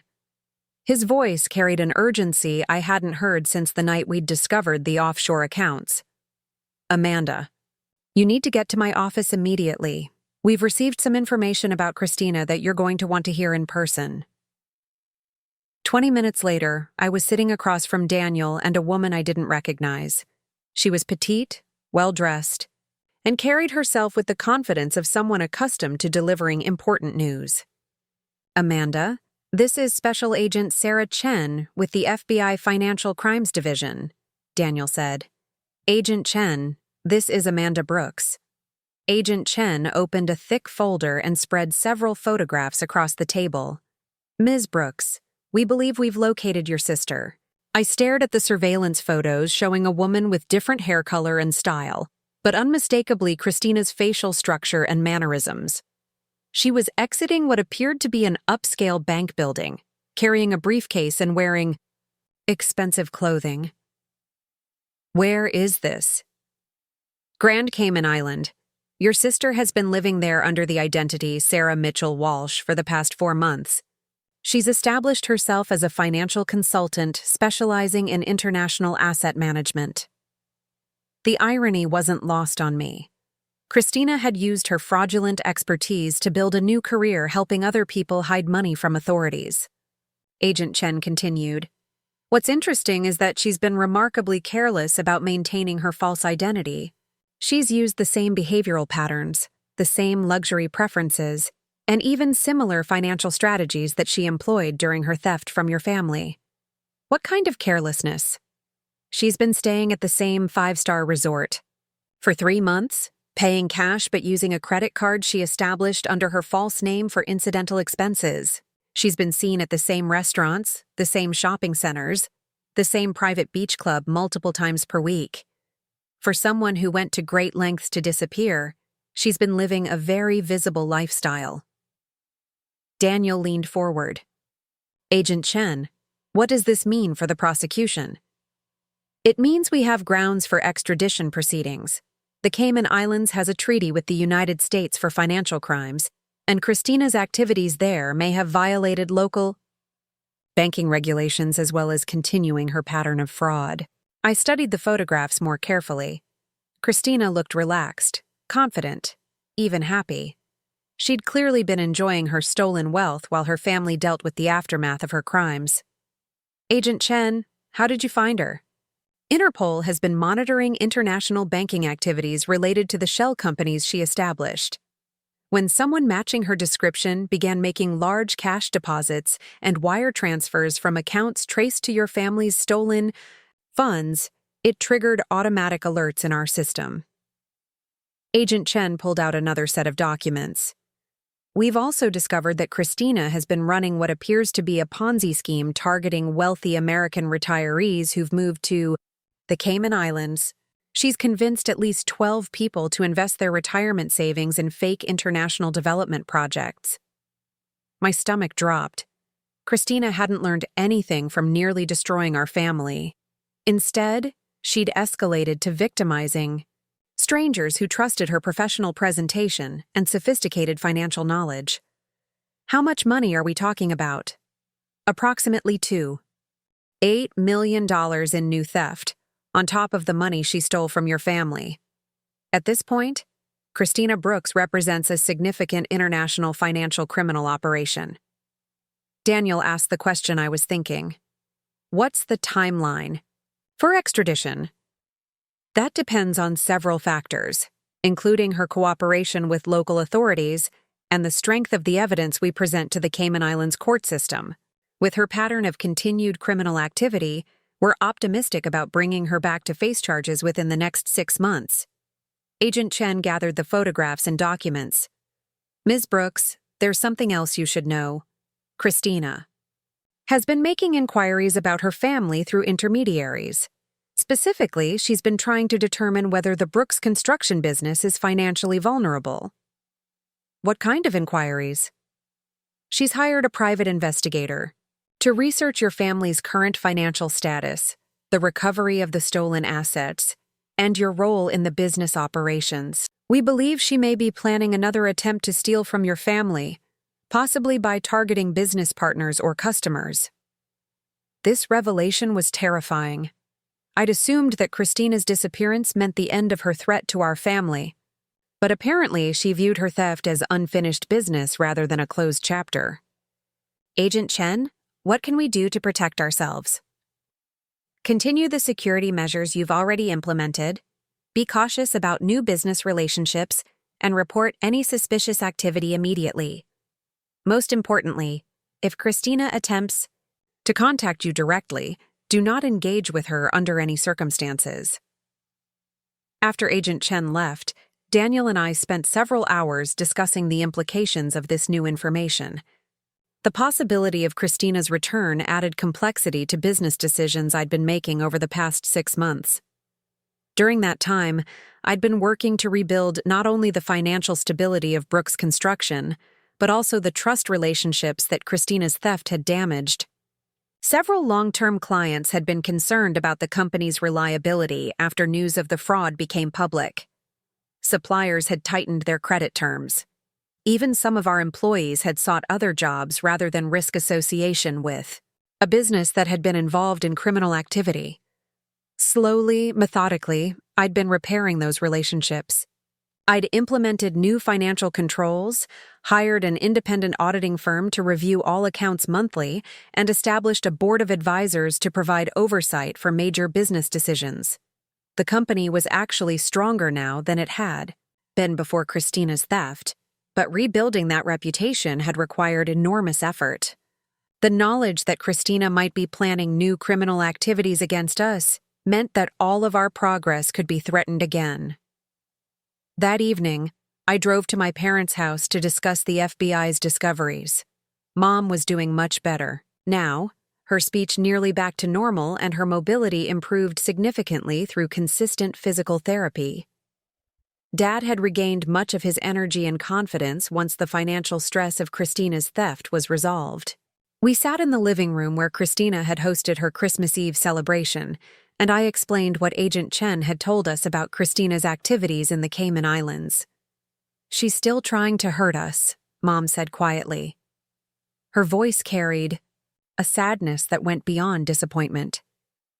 "Even after everything that's happened, Christina is still looking for ways to steal from her own family." Dad's reaction was different. He seemed more angry than sad, more determined than defeated. "Amanda, what do we need to do to protect ourselves and the business?"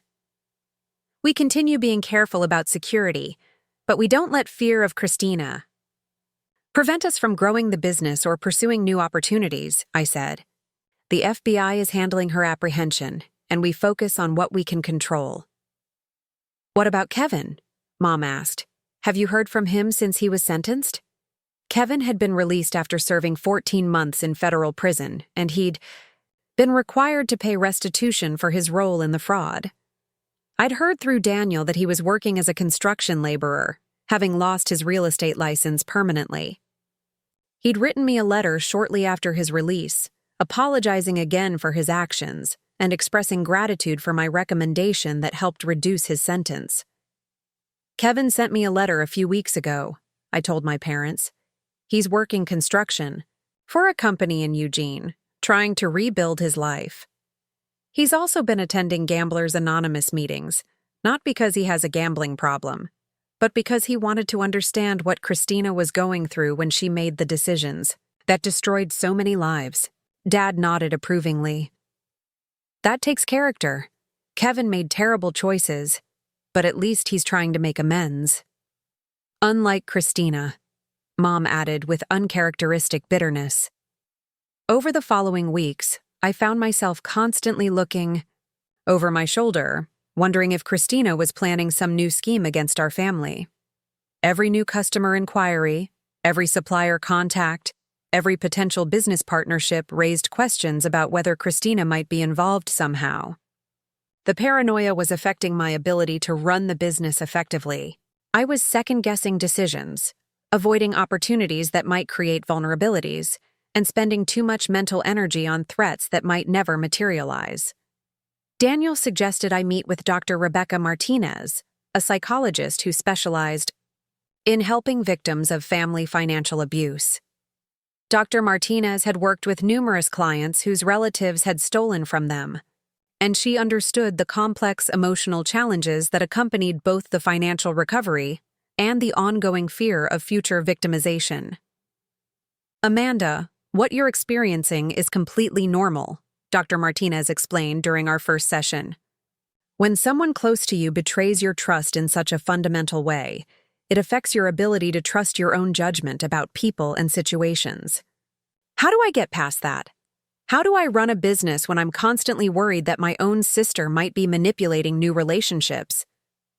You develop systems and protocols that provide security without paralysis. You learn to trust carefully and verify thoroughly.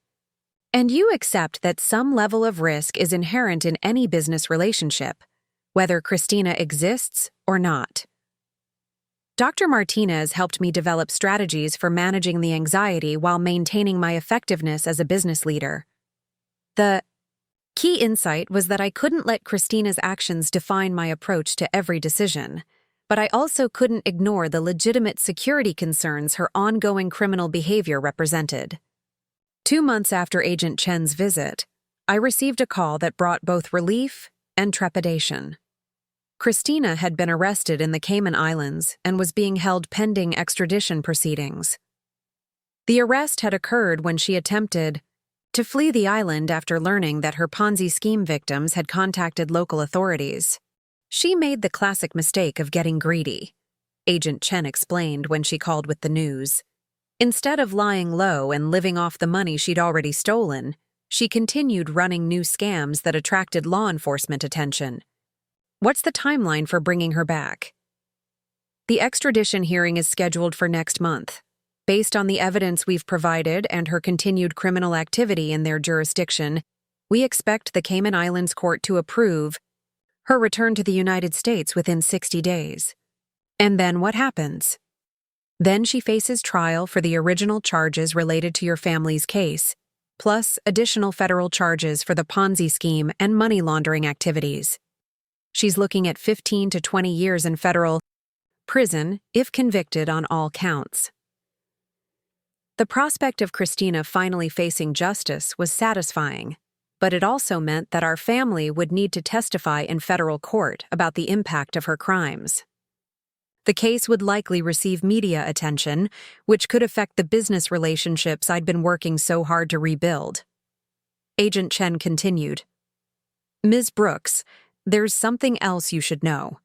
During her arrest, Christina made some statements about her family that suggest she blames you for her current situation."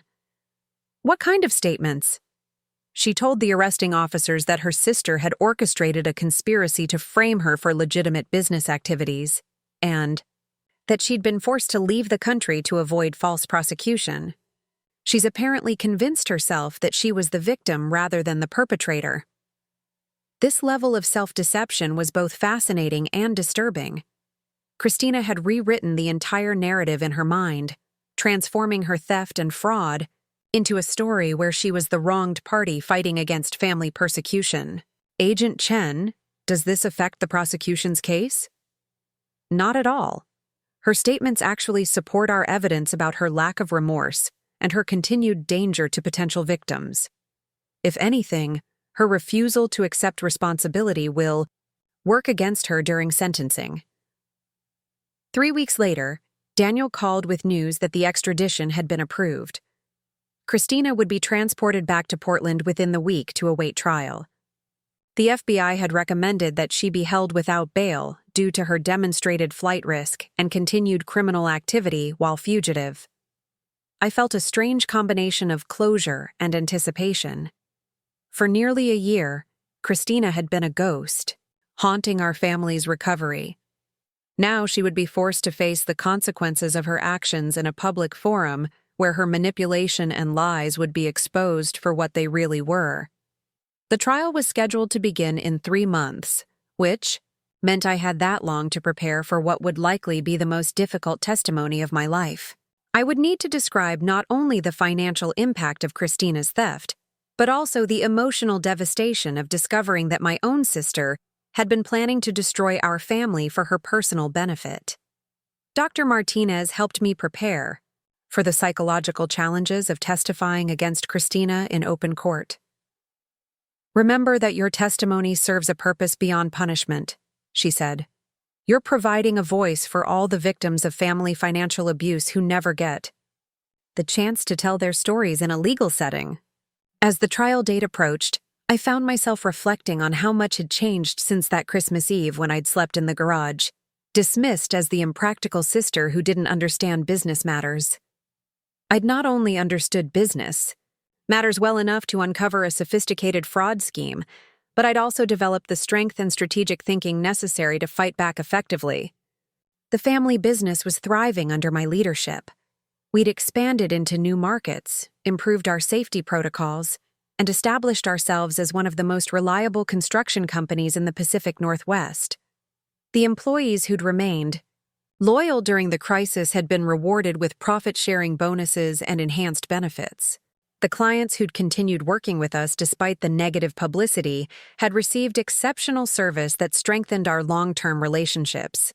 Most importantly, Mom and Dad were secure in their retirement. The stolen properties had been returned, the fraudulent debts had been eliminated, and their monthly income from rental properties was higher than ever due to improved property management and rising real estate values. On the day before Christina's trial was scheduled to begin, I drove to the cemetery where this entire story had started, at our parents' original burial site where I'd first overheard her conspiracy with Kevin. I stood there thinking about the journey from that moment of discovery to this moment of justice, grateful for the strength I'd found in myself and the support I'd received from people like Daniel and Patricia, who believed that fighting for what's right is always worth the effort required. Christina had stolen millions of dollars, but she'd also inadvertently given me something valuable: the knowledge that I was stronger than I'd ever imagined, more strategic than I'd ever been tested to prove, and more committed to protecting the people I love than I'd ever been challenged to demonstrate. Tomorrow she would finally face the consequences of her choices. And I would be there to ensure that justice was served, not just for my family, but for all the victims whose trust she'd betrayed in her relentless pursuit of money that was never rightfully hers. The federal courthouse in downtown Portland buzzed with activity as I walked through the security checkpoint on the morning Christina's trial began. Media representatives filled the hallway, their cameras and microphones creating a gauntlet I had to navigate to reach the courtroom. The case had attracted national attention as an example of family financial fraud, and reporters were eager to capture every moment of what they dubbed the Christmas Garage Revenge Trial. I wore a navy blue suit that projected both professionalism and quiet strength. Dr. Martinez had advised me to choose clothing that made me feel confident and authoritative, since Christina would likely attempt to intimidate me through her appearance and demeanor. As I entered the courtroom, I saw her for the first time since that confrontation in our family kitchen nearly a year ago. Christina sat at the defense table wearing an expensive charcoal dress that somehow made her look both elegant and dangerous. Her hair was perfectly styled, her makeup flawless, and her posture conveyed the kind of confidence that had always allowed her to manipulate situations to her advantage. When our eyes met, she smiled slightly, as if we were simply sisters meeting for lunch rather than adversaries in a federal criminal trial. The prosecutor, Assistant U.S. Attorney Michael Harrison, had spent weeks preparing me for this moment. He was a methodical man in his 40s who specialized in complex financial crimes, and he'd assured me that the evidence against Christina was overwhelming. Still, he'd warned me that her defense strategy would likely focus on portraying her as a victim of family dynamics and business pressures that drove her to desperate measures.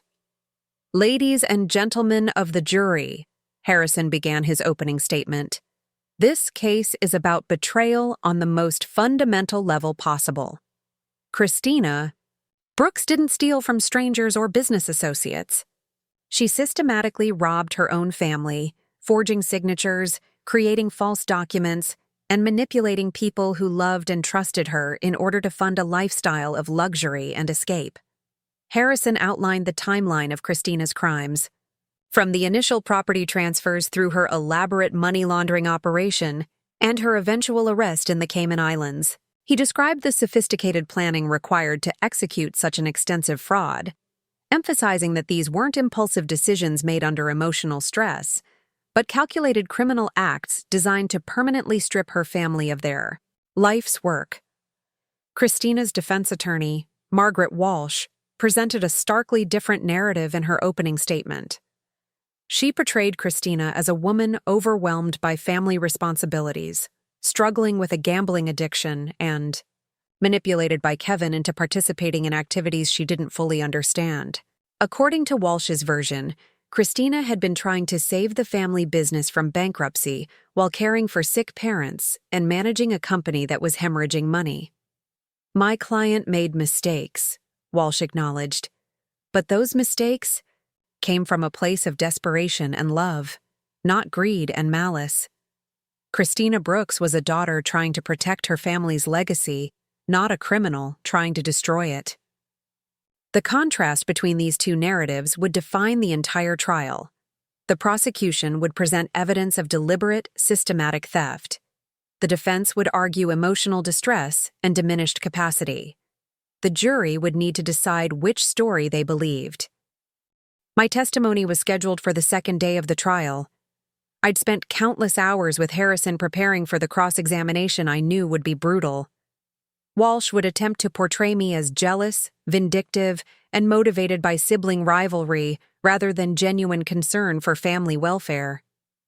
When Harrison called my name, I walked to the witness stand with steady steps, raised my right hand, and swore to tell the truth. Looking out at the packed courtroom, I saw Mom and Dad sitting in the front row, their faces reflecting both support and sadness. Behind them sat Daniel, Patricia, and Dr. Martinez, all of whom had become crucial allies in my fight for justice. Harrison began with basic questions about my background, my education, and my role in the family business.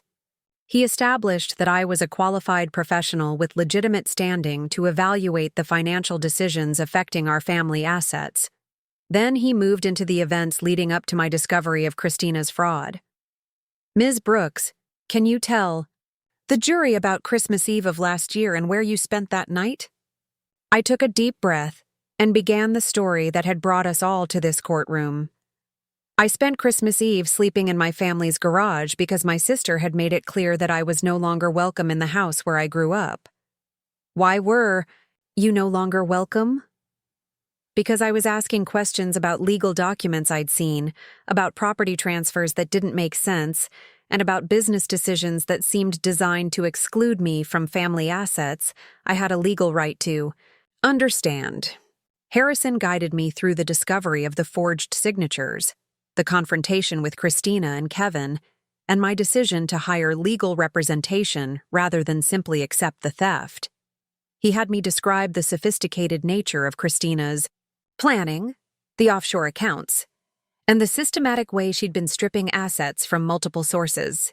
Ms. Brooks, during this investigation, did you discover evidence that your sister had been stealing from sources other than your immediate family? Yes. Christina had been taking money from the business payroll account, the equipment maintenance fund, and customer deposit accounts. She'd also established shell companies to redirect income from rental properties and had taken out fraudulent loans against properties that were supposed to be debt-free. Harrison presented document after document showing the scope of Christina's theft: bank records, property transfers, loan applications, email correspondence with her money laundering consultant. The evidence painted a picture of someone who had spent months planning the systematic destruction of her family's financial security. Ms. Brooks, what was the total amount of money your sister stole or attempted to steal from your family? Approximately $8 million. A murmur went through the courtroom at this figure. Even though the amount had been reported in the media, hearing it stated under oath in a formal legal setting seemed to make the magnitude of Christina's crimes more real. Harrison concluded his direct examination by asking about the impact of Christina's theft on our family relationships and business operations. I described the months of rebuilding trust with clients and suppliers, the emotional toll on my parents, and the ongoing security concerns that continued to affect our daily operations. Then came the cross-examination I'd been dreading. Margaret. Walsh approached the witness stand with the kind of predatory confidence that suggested she believed she could discredit my testimony through aggressive questioning. Her strategy became clear immediately. She wanted to portray me as an opportunistic sister who had used Christina's mistakes to seize control of family assets that rightfully belonged to someone else. Ms. Brooks, isn't it true that you had been estranged from your family business for several years before these events occurred? I had been working for other companies to gain experience, but I was never estranged from my family. But you chose not to work for Brooks Construction when you graduated from college, correct? I chose to gain experience with other companies first, yes. And during those years, your sister Christina was managing the day-to-day operations of the family business? Christina was handling some operational responsibilities, but major decisions were still made collectively.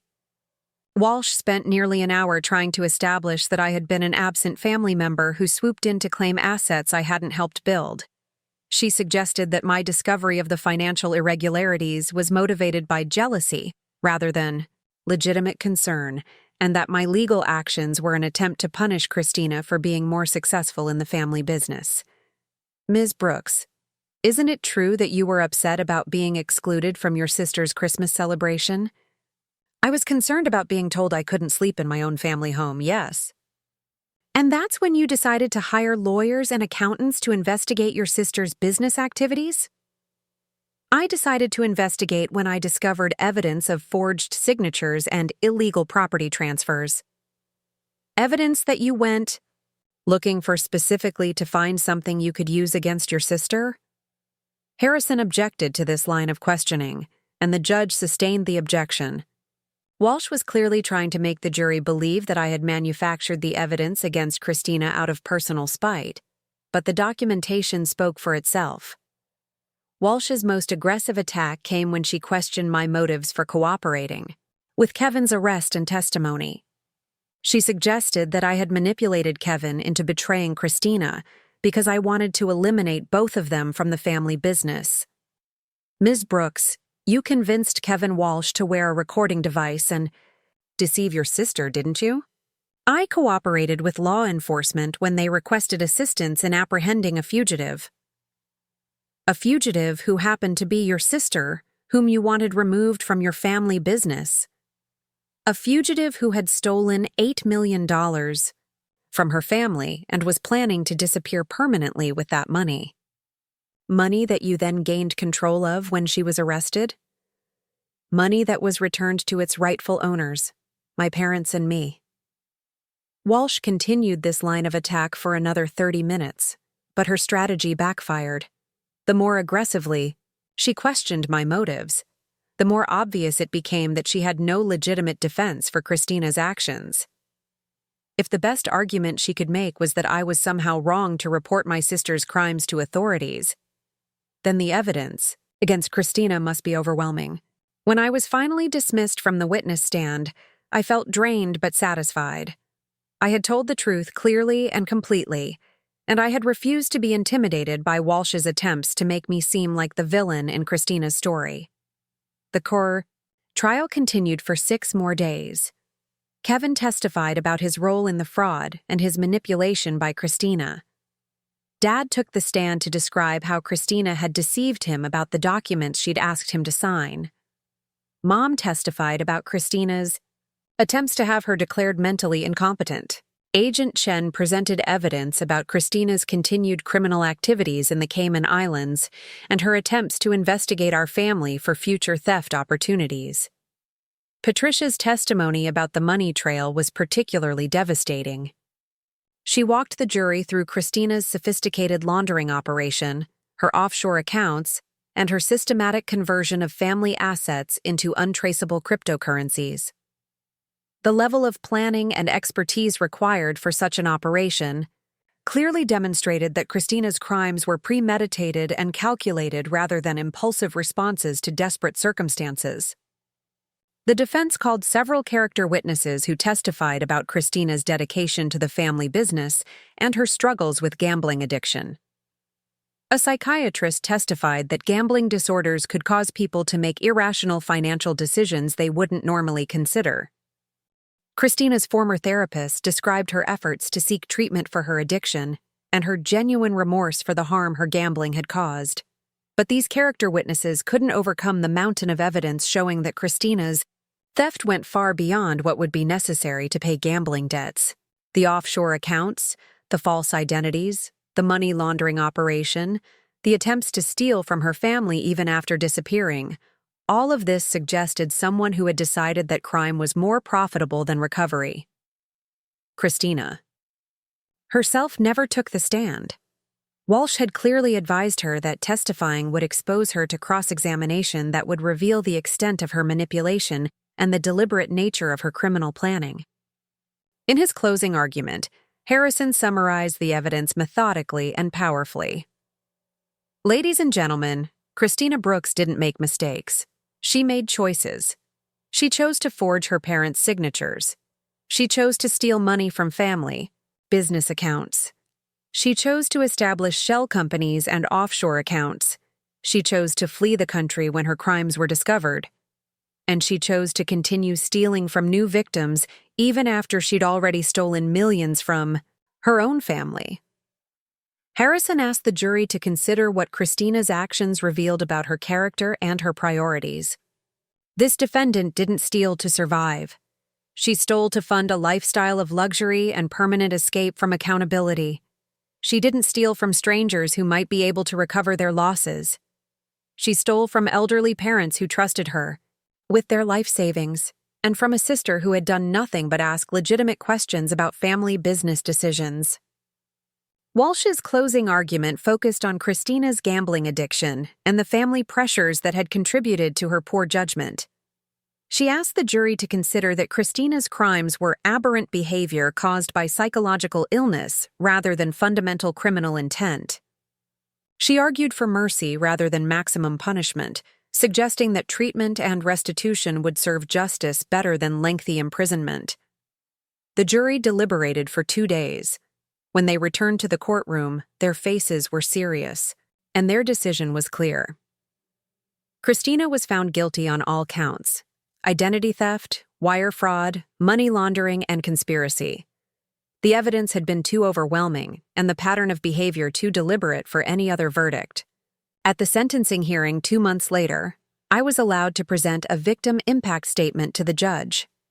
I had spent weeks writing and rewriting those remarks, trying to capture not only the financial damage Christina had caused, but also the emotional devastation of discovering that someone I'd loved and trusted my entire life had been planning my family's destruction. Your Honor, my sister didn't just steal money from our family. She stole our sense of security, our ability to trust our own judgment about people, and our belief that family bonds provide protection against the worst kinds of betrayal. The financial losses can be calculated and partially recovered, but the emotional damage she caused will affect our family relationships for the rest of our lives.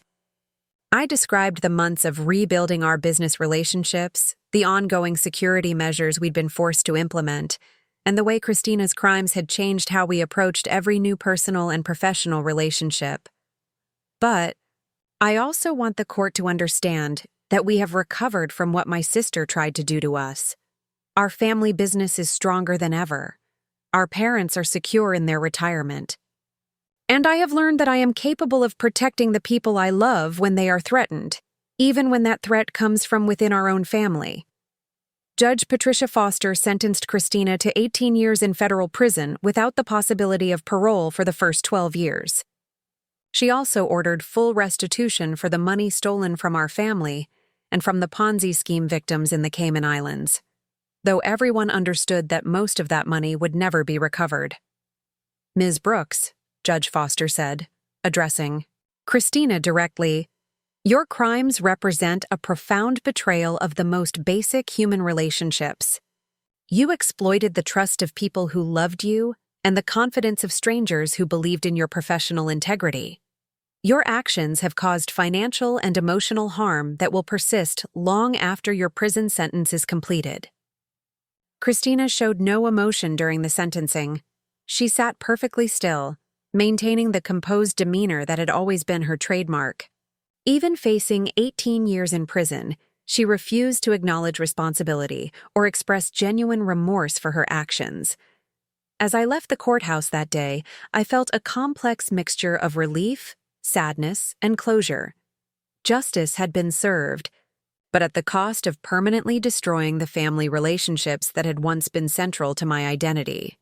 Christina would spend the next 18 years in prison, but she would also spend that time probably convinced that she was the victim of a family conspiracy rather than a criminal who had chosen to betray everyone who trusted her. 6 months. Later, I stood in the Brooks construction office that had been renovated and expanded to reflect our growing success. The company now employed 32 people, had contracts throughout the Pacific Northwest, and maintained a reputation for integrity that had been enhanced rather than damaged by our willingness to cooperate with federal authorities in prosecuting financial crimes. Mom and Dad had moved to a smaller house closer to town, using the proceeds from the recovered rental properties to fund a comfortable retirement that included regular travel and volunteer work with organizations that helped families recover from financial fraud. They seemed happier and more relaxed than they had been in years, finally free from the stress of managing business operations and the worry about Christina's increasingly erratic behavior. I thought often about that Christmas Eve when I'd slept in the garage, feeling dismissed and excluded from family decisions that would affect my future. At the time, it had seemed like the worst possible outcome of family dysfunction. In retrospect, it had been the beginning of the most important period of personal growth in my life. Christina had tried to steal my family's legacy, but she had inadvertently given me something even more valuable: the knowledge that I was strong enough to fight for what mattered, strategic enough to outmaneuver sophisticated criminals, and principled enough to choose justice over family loyalty when those two values came into conflict. The garage where I'd spent that cold December night had been converted into additional office space for Brooks Construction. Sometimes I walked through that area and remembered the despair and confusion I'd felt during those dark hours before dawn. Those emotions seemed to belong to a different person entirely, someone who hadn't yet discovered her own capacity for strategic thinking and decisive action. Christina had intended her Christmas Eve power play to be the final step in writing me out of the family narrative. Instead, it had been the moment I'd decided to write my own ending to her story. And unlike her version, mine had included justice, recovery, and the kind of strength that comes from protecting the people you love against any threat, no matter how close to home it originates. Up next, you've got 2 more standout stories. Right on your screen. If this one hit the mark, you won't want to pass these up. Just click and check them out.